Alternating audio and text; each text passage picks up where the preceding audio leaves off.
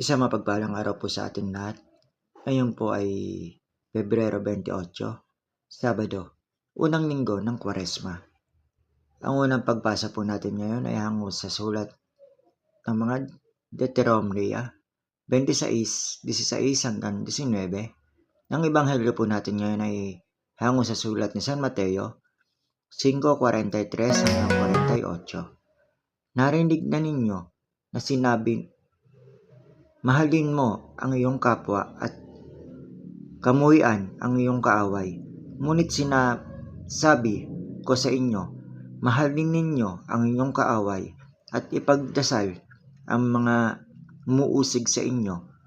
Sa ganito kayo magiging mga anak ng inyong amang nasa langit, sapagkat pinasisikat niya ang araw sa kapwa masama at mabuti, at pinagpapatak niya ang ulan sa kapwa makatarungan at di makatarungan. Kung mahal ninyo ang nagmamahal sa inyo, bakit kayo gagantimpalaan? Di ba't ginagawa rin ito ng mga kolektor ng buwis?